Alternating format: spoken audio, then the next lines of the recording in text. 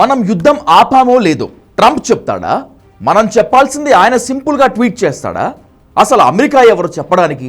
అసలు ట్రంప్ ఎవడు మనకు చెప్పడానికి?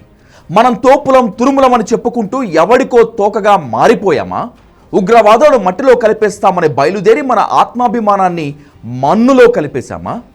ఒకవైపు పాక్ డ్రోన్లతో పదే పదే దాడికి దిగుతుంటే తిప్పి కొట్టడమే తప్ప మనం చేసింది ఏంటి? తమపై దాడి చేసిన బిన్ లాడెన్ను ఎలా లేపేసింది అమెరికా? ఎక్కడ లేపేసింది? మరి మసూద్ అజహర్ గాడిని మనం ఎందుకు అలా చేయలేకపోయాం? ఇప్పటిదాకా అక్కడే దాక్కున్న దావుద్ ఇబ్రహీం గాడిని ఎందుకు ఏం చేయలేకపోయాం? అవకాశం వచ్చిన పాక్ ఆక్రమిత కశ్మీర్ను ఇప్పుడు స్వాధీనం చేసుకోకుండానే ఎందుకు ఆగిపోయాం? కేవలం అమెరికా పర్మిషన్ కోసమేగా? వాడు ఊకొట్టలేదనేగా ఆగింది. ఇప్పుడు మాత్రం వాడు చెప్పగానే కాల్పుల విరమణకు ఊకొట్టేశాం. ఎందుకలా? ఇందిరాగాంధీ ఉంటే అలా జరగనిచ్చేదా? ఈ పాటకి ట్రంప్కు లెఫ్ట్ అండ్ రైట్ ఇచ్చి పడేసేది. నువ్వు ఎవడ్రా అని అడగకుండానే అడిగినట్లు చేసేది. విరమణపై చర్చించి చెబుతామని అంటూనే ఆ లోపు కావాల్సిన పని కానిచ్చేసింది. ఇదే చర్చ ఇప్పుడు నడుస్తోంది. I believe that it is not the task of any one country to say to another what they should do, even if it is a question of helping. It is my duty to put the situation in my country and its neighborhood, to give my assessment of the situation to the leaders of the countries I visit. It is for them then, with their own assessment and what they hear from me, to make up their minds what they think about it and what they should do about it. Bharat Pak యుద్ధం ముగిసిందా అంటే సమాధానం లేదు. కాల్పుల విరమణ ఒప్పందానికి వచ్చామంటున్నారు, కానీ ఉల్లంఘనలు జరుగుతున్నాయి అంటున్నారు. మొత్తం మీద వ్యవహారం అయితే కాస్త చల్లబడింది. కానీ కాల్పుల విరమణ ఎవరు ప్రకటించారు? ముందు ప్రకటించింది ట్రంప్. అమెరికా అధ్యక్షుడు ట్వీట్ చేస్తేనే ప్రపంచానికి, భారతీయులకు కూడా తెలిసింది. ఆ తర్వాతే భారత్ ఆ విషయాన్ని చెప్పింది. అమెరికా మాకు మిత్రుడే అయినా మాకు యజమాని కాదు, మా నిర్ణయం మేం తీసుకుంటామని చెప్పిన ఇందిరాగాంధీ ఎక్కడ? అవును, నిజమే. కాల్పుల విరమణ పాటిస్తున్నామని వినయంగా చెప్పిన ఇప్పటి ప్రభుత్వం ఎక్కడ? పైగా చైనా ఆర్థికంగా అంత బలంగా లేకపోవడంతో పాక్కు మద్దతిచ్చే అవకాశాలు తక్కువ. అయినా కూడా మనం ఎందుకు వెనక్కు తగ్గుతున్నాం?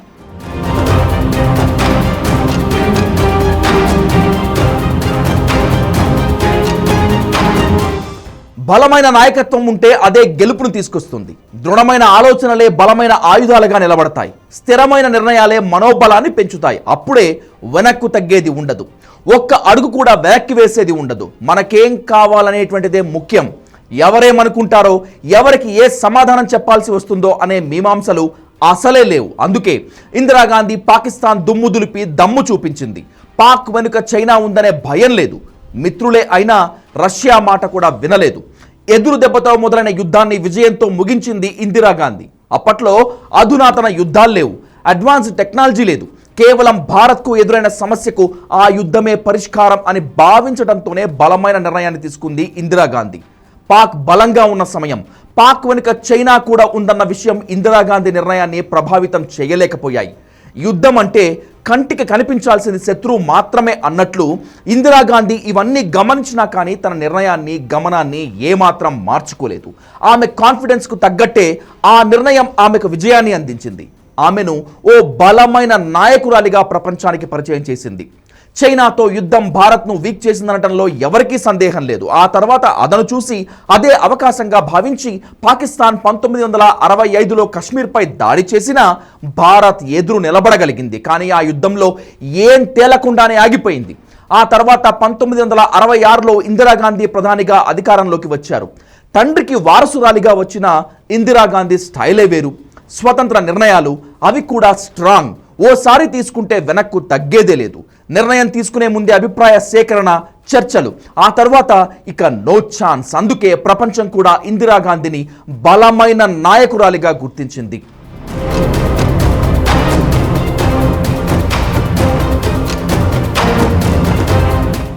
1971లో పాకిస్తాన్తో జరిగిన యుద్ధం మనం కోరుకున్నది కాదు. పాకిస్తాన్ కోరుకున్నది అంతకన్నా కాదు, కానీ సిచ్యువేషన్ డిమాండ్ చేసింది. ఆ సిచ్యువేషన్ని ఇందిరాగాంధీ డీల్ చేసిన విధానం ఇండియాను బలమైన దేశంగా నిలబెట్టింది. బంగ్లాదేశ్ ఏర్పాటుకు జరిగింది ఆ యుద్ధం, బంగ్లా విముక్తి కోసం జరిగింది, మన కోసం కాదు. కానీ ఆ యుద్ధం జరగకపోతే, బంగ్లాదేశ్ ఏర్పాటు కాకపోతే మనకే తీవ్రమైన నష్టం, మన మీదే భారం పడేది. అందుకే ఇందిరాగాంధీ ఆ నిర్ణయం తీసుకుంది. అంతకుముందు యుద్ధం వల్ల నష్టపోయిన భారత్ ఈ నిర్ణయానికి ముందు భయపడింది. కానీ ఇందిరాగాంధీ ధైర్యం ముందు ఆ భయం తేలిపోయింది. ఆ సమయంలో పాకిస్తాన్లో జరిగిన అంతర్యుద్ధం 2 ప్రాంతాలుగా విడిపోయేలా చేసింది. అయినా తన గుప్పిట్లో పెట్టుకోవడానికి పాకిస్తాన్ ఆర్మీ దారుణంగా వ్యవహరించింది. ప్రజాస్వామ్యబద్ధంగా ఎన్నికల్లో గెలిచిన వారిని అంతం చేయాలని చూసింది. అణిచివేతతో తూర్పు పాకిస్తాన్ను తన చేతిలో పెట్టుకోవాలని చూసింది. దేశ విభజన తర్వాత మనకు పాక్కు యుద్ధం జరగటానికి కారణం కూడా ఈ ప్రాంతమే. అలాంటి ప్రాంతంలో అలజడి రేగి అక్కడ నుంచి బాధితులంతా మన దేశంలోకి రావటం మొదలుపెట్టారు. వారి కోసం శిబిరాలు ఏర్పాటు చేసింది భారత సర్కార్. కానీ అంతం లేకుండా అన్లిమిటెడ్గా వేలాది మంది వస్తుంటే వారందరినీ ఎలా డీల్ చేయాలో అర్థం కాని పరిస్థితి ఏర్పడింది. మన దేశంపై ఆ భారమంతా పడే ప్రమాదం కనిపించింది. అందుకే ఇందిరాగాంధీ నిర్ణయం తీసేసుకుంది, యుద్ధం చేయాల్సిందేనని క్లియర్ కట్గా చెప్పేసింది.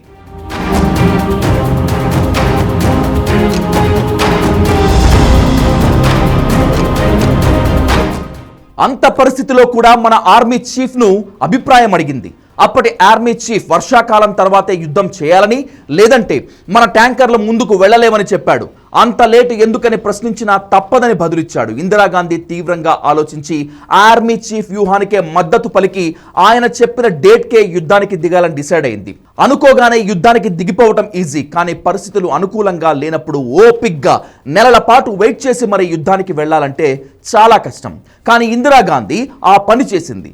ఓపికగా వెయిట్ చేసి యుద్ధం చేసి గెలిచింది. బంగ్లాదేశ్ను ఏర్పాటు చేయటం మాత్రమే కాకుండా భారత్కు సమస్య రాకుండా చూసుకుంది. యుద్ధం మొదలు పెట్టినప్పుడు భారత ఆర్మీపై పాక్ ఆర్మీయే పైచేయి సాధించినట్లు కనిపించింది. ఇంకొకళ్ళైతే ఎందుకు వచ్చిందని తప్పుకునేవారు, బంగ్లాదేశ్ సమస్య నాకెందుకని వదిలేసేవారు. కానీ అక్కడ ఉంది ఇందిరాగాంధీ. అందుకే అలా జరగలేదు.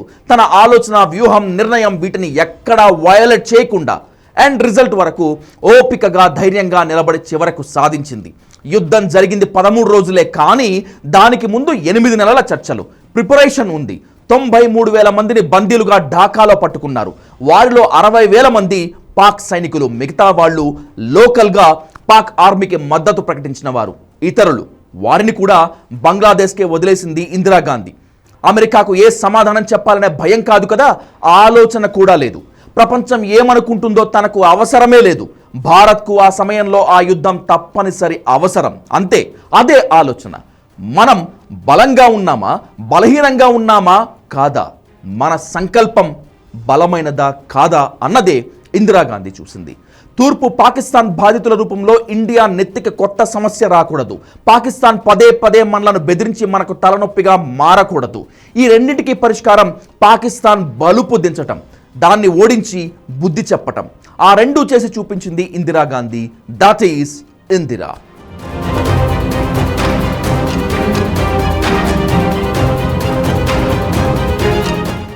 మరి ఇప్పుడు ఏం జరుగుతోంది? అమెరికా నుంచి ఫోన్ కాల్ వస్తే మనోళ్ళు చర్చించి నిర్ణయాలు తీసుకుంటున్నారా? ఓవైపు పాక్ ప్రధాని తామే గెలిచామని చెప్పుకుంటుంటే చూసి మౌనంగా ఉండటం కరెక్టేనా? కాల్పుల విరమణను పాక్ ఉల్లంఘిస్తే మళ్ళీ స్కూల్ పిల్లాడిలా అమెరికాకు ఫోన్ చేయాల్సిందేనా? అందుకే ఇందిరాగాంధీ చరిత్ర చూసి కొన్ని నేర్చుకోవాలని కొందరు చెప్తున్నారు. అమెరికాకు ఆమె సమాధానం చెప్పిన తీరు ఎప్పటికీ గుర్తుండిపోతుందని అంటున్నారు. మర్యాద ప్రవర్తనలోనే, మాటలో కాదు, వినయం భాషలోనే, విషయంలో కాదని ఇందిరాగాంధీ చూపించిన పద్ధతి ఎప్పటికీ ఫాలో అవ్వాల్సిందే అంటున్నారు. అలా చేయకపోతే 4 రోజులుగా రొమ్ము విరుచుకున్న భారతీయులు అనుమానాలతో, అవమానాలతో తల దించుకోవాల్సి వస్తుందని అంటున్నారు.